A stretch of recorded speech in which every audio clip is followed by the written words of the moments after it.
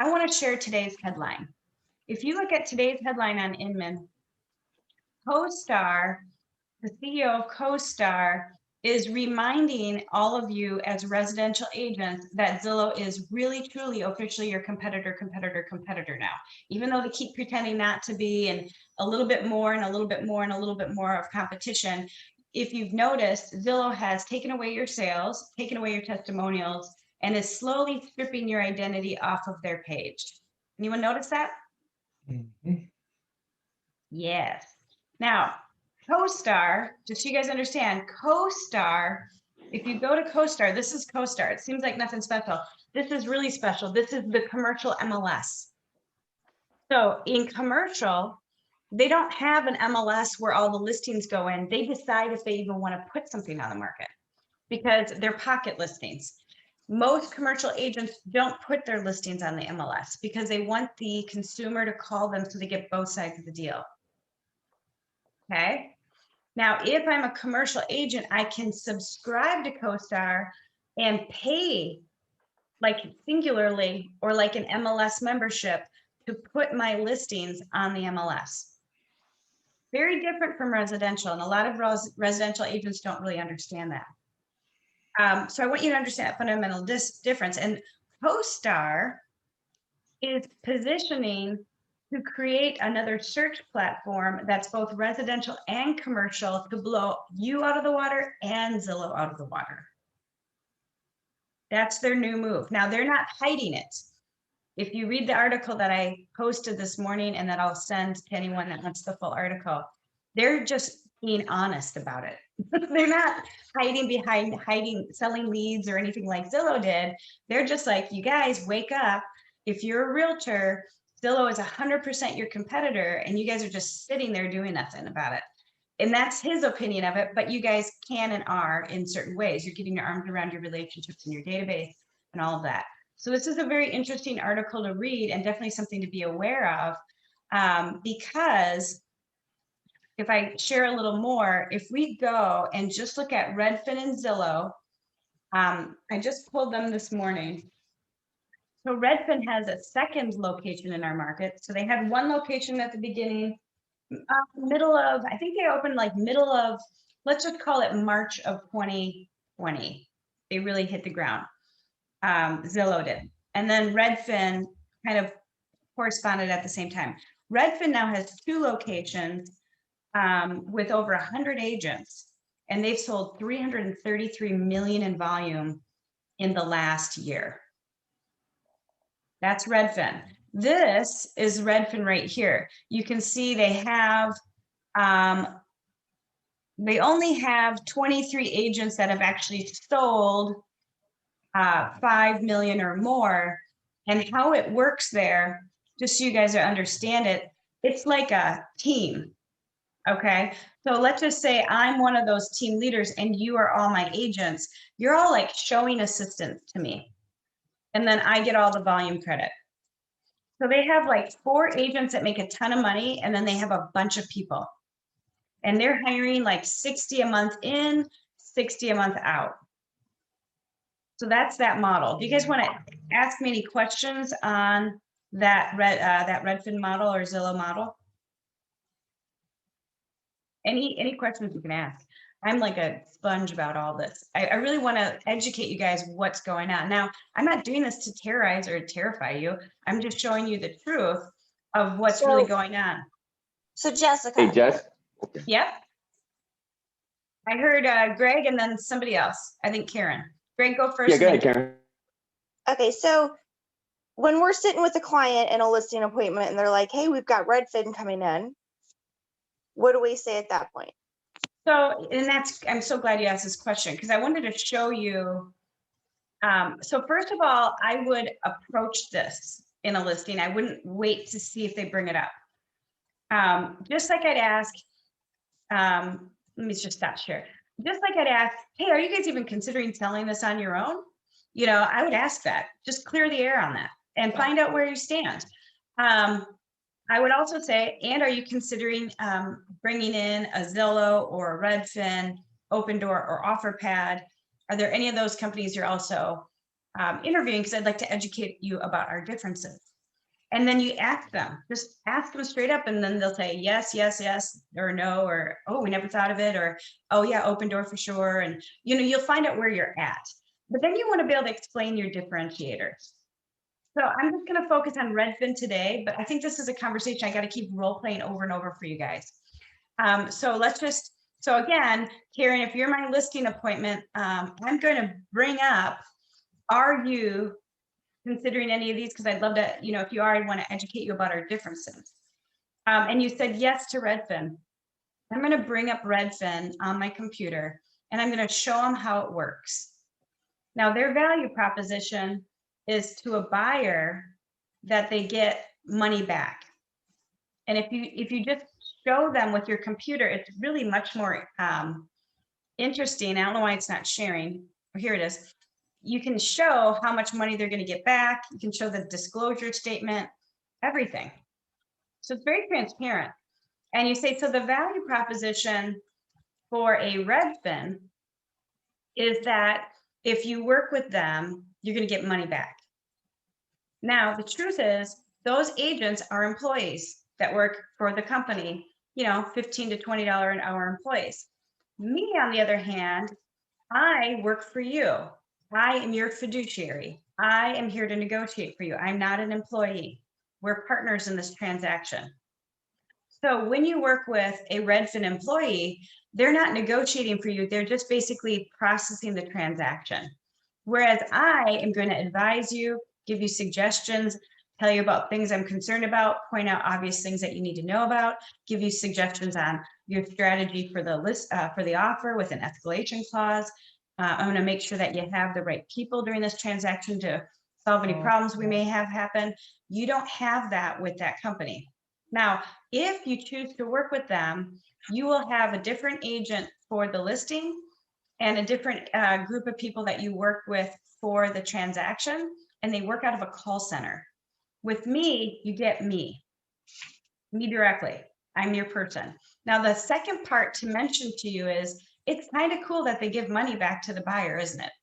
And they would say, well, yes. Say, great, I can do the same thing, but instead of giving my commission away, I can give our company's mortgage commission away with a mortgage opportunity. They don't have to take it, but it's a mortgage opportunity that they can consider that would actually save them more than what Redfin would give them back.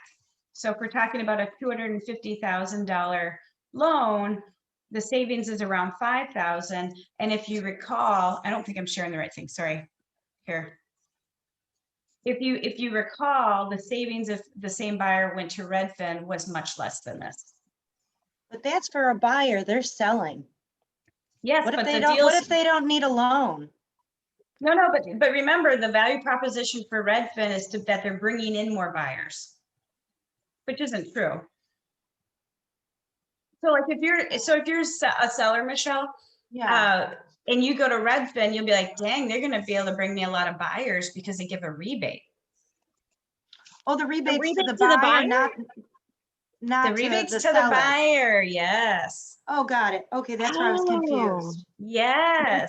Good question, So, Michelle. for every Also, little team. package we have has a purpose. Right, And it's, team, right. Keller Mortgage is about protecting your commission by offering Gary Keller's mortgage commission up. It's that simple, I was and you guys are getting confused 'cause attacked, I was thinking Redfin for the sellers and why a seller would go with Redfin, and then to use the buyer credit didn't make sense to me. Right. Now, here's the thing too. I've experienced this. When you're dealing with Redfin, Open Door, and others, you tell them straight, you tell them what it is. You tell them, okay, there's fees that are going to eventually add up more than the commission. Two, they're a machine, they're a corporate company, they're interested in moving your property quickly.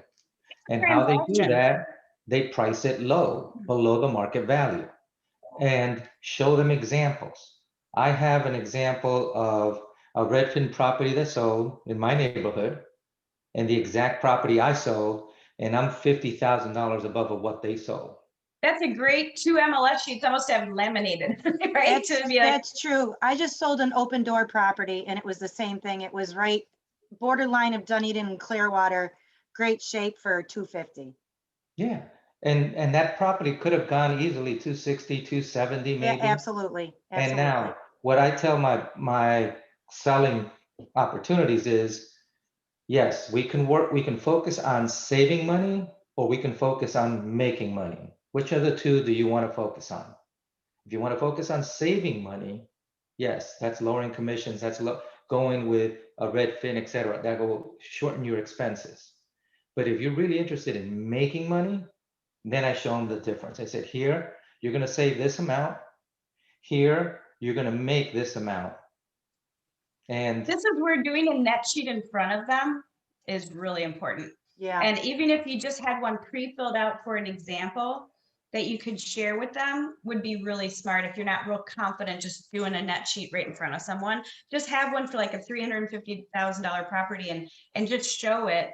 And then when you are live with them, bring up your computer and show the little disclaimer tab with, you know, Redfin with the buyer and all that. And the other part to it is, because Juan made great comments there, you know, you can argue this 4 different ways, but you want to run at this. You don't want to just hope they're not also meeting with Redfin. You want to just say, hey, you probably are. I mean, why wouldn't you? Look at how good the advertising is. However, let me show you the, you know, the kind of the truth that you want to know about. Right. And just run at it. But you guys need to know it well enough to feel confident to talk about it. So I'm going to keep talking about it. And if you guys have experiences from trying to set up a showing or interacting, please share, because I'm not in the field. I don't get that part of it. And yet I've heard a lot, you know, from other agents like, Correct. oh, here's a doozy. And what it is it's a transaction.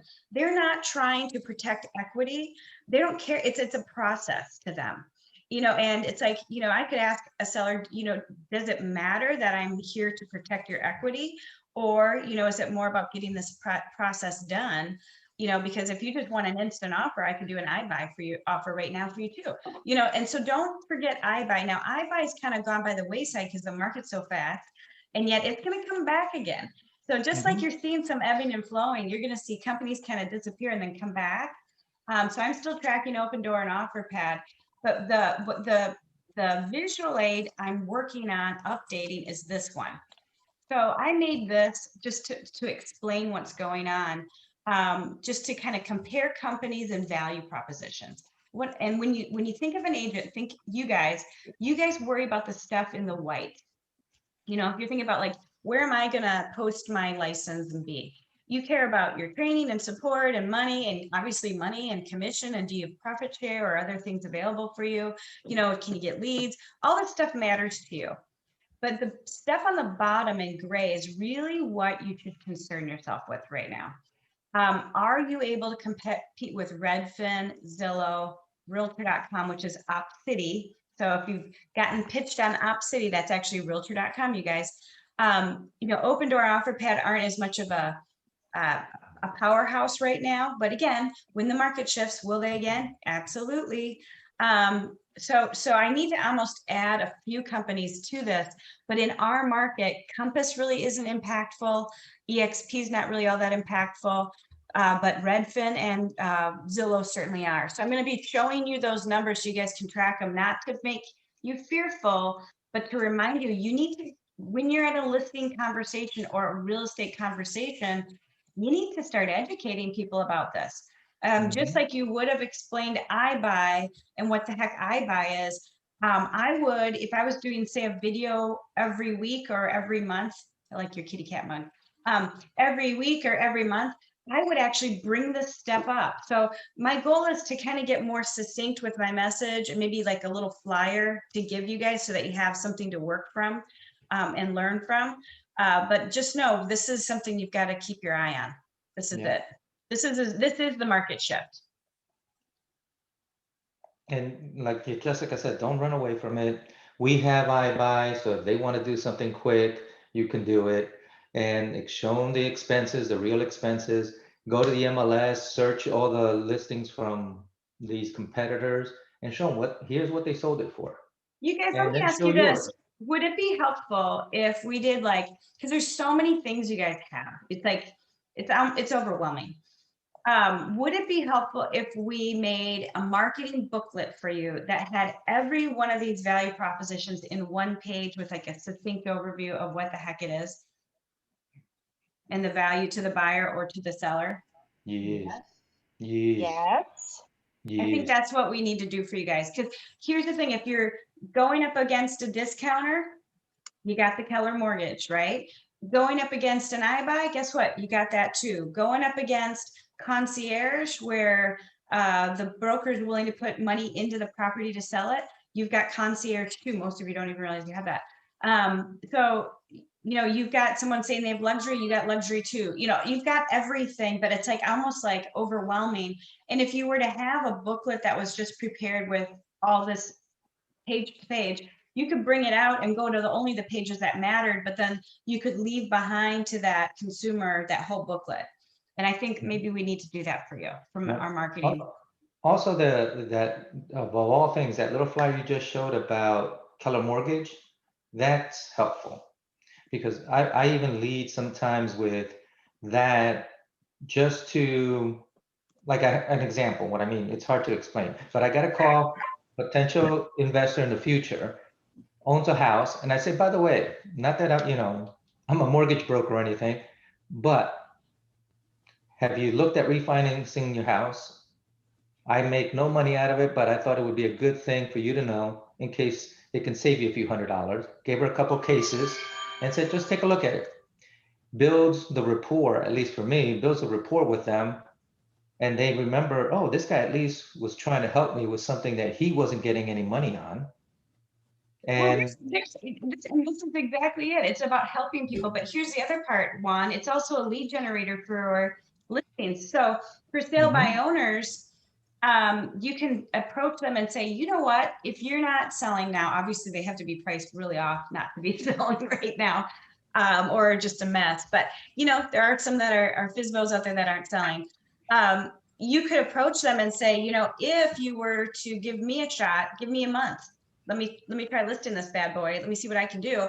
And by putting the sign in the front yard, it shows that I can offer special financing and bringing that many more buyers. And for a buyer that maybe would be on the fringe of being able to afford this, they're much more likely to be able to afford it when we can get rid of all the junk fees and give them, you know, that opportunity. So that's a great lead generation for listings or expired listings or listings that are been rejected by the market.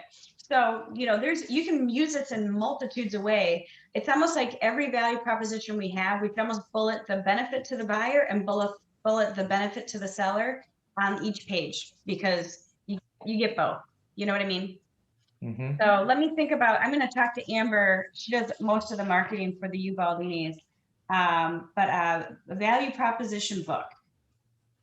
I like that. What needs to go in that book besides Keller offers, Keller covered, Keller mortgage? Geez Louise. What else? I guess the advantages of having a fiduciary versus a company who's interested in just getting the transaction done. Fiduciary versus transactional. Mhm. Yep, that's Jessica, great. Yeah, do we still have the purchase guarantee? I don't know. A while back, Keller Williams, you could buy a house through Keller Williams, and if you lost your job or something happened within a certain amount of time, that they would buy the house back from you. I don't know if they have that built in with the Keller mortgage, but I haven't heard anything. Where did you hear it? That was a long time ago. Yeah, it was a long time I'm ago. just trying to think of where we heard it from so we could do some research to see if it still exists. Yeah, we would have to, I guess, ask Junebug. Because I thought it had to do with either not the iBuyer, I'm sorry, with Keller Mortgage, not June. Yeah, I think it's with No, Keller mortgage. it was way before Keller Mortgage, and like for the first, for the first probably 6 or 8 years that I was here, I remember that they had it. They didn't really advertise it, but it was there. Mhm. I do remember that, but Okay, so in this booklet, and I know I'm like almost at time, but I need your feedback. Keller offer, Keller covered, Keller mortgage, iBuy, concierge, the different divisions, commercial, luxury, land, all that, showing that we have the divisions so that we're a whole company. And then the importance of working with a fiduciary versus a transactional company, person. And then maybe end with our market domination on the end of that. We just basically are #1 in the market in all 3 counties. Anything else that you want to add to it? Maybe a list of all the different trainings that we offer our, as Keller Williams, so that show how well we're trained. Yeah, do something about how we're the #1 trained. Got it. I mean, I think that is one of our amazing value propositions that we don't even talk about. Well, and then under fiduciary versus transactional, we just got like 6 awards for being the #1 company in real estate. And it categorized it for customer service. So I'll put that, like I could put that logo right by fiduciary versus transactional, because what we're going to see, this is my prediction, but I'm pretty certain of it, is let's just say Redfin hits a certain percentage of market share, Zillow gets a little bit of our market share. They're not gonna be more disruptive than Open Door OfferPad has, but they're gonna take some market share and you're gonna bump into them, and it's a different model, so you need to know about them. It's not like they're gonna take you down. Yet they're gonna plateau, and one will eat the other one up. Just like Open Door and OfferPad, they're too similar. And it looks like Redfin's gonna win, to be honest with you. And the reason I say that, and I'll end with this, you guys, because I don't want to beat you over the head with this, but this is important stuff to know. When we go to, I know I'm on Keller Mortgage, but let me, here's one thing we're sharing. In our office alone, in the last 12 months, we have saved $1.2 million in closing costs for our buyers. Isn't that insane? That's a lot of money. Okay, back to what I was going to show. This is why I think Redfin is going to beat Zillow. And they kind of are. It's search, because the bottom line is search is where it all starts, right? If they didn't have a good search, they wouldn't have anything. And if we just search Clearwater,